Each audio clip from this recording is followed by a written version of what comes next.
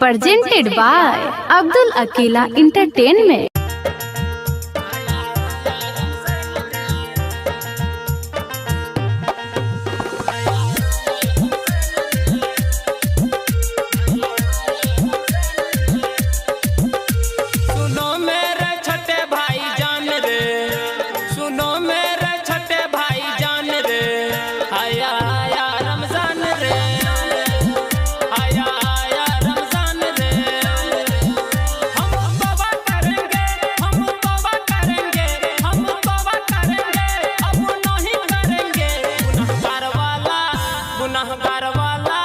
गुनहगार वाला काम रे, गुनहगार वाला काम रे। सहरी करो, रोजा रखो, कभी होगा ना, कभी होगा ना, कभी होगा ना तू परेशान रे। रोजेदारों में नाम रे, सुनो मेरे छोटे भाई जान रे।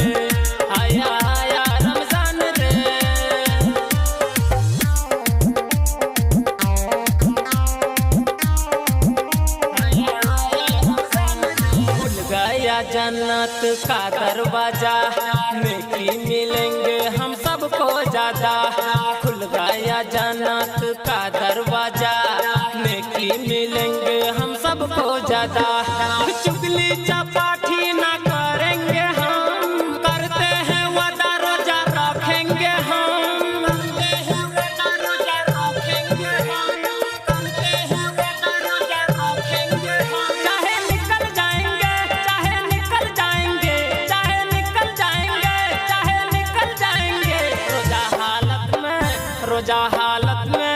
रोजा हालत में जान रे, रोजा हालत में जान रे। सहरी करो, रोजा रखो, रोजेदारों में, रोजेदारों में, रोजेदारों में नाम रे, रोजेदारों में नाम रे। सुनो मेरे छोटे भाई जान रे। आया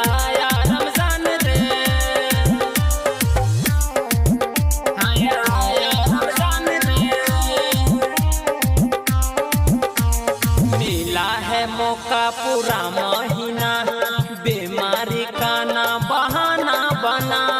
मिला है मौका पूरा महीना, बीमारी का ना बहाना बना। छुप छुप के खाना जो खाते हो तुम, कब्र में क्या मुंह दिखाओगे तुम।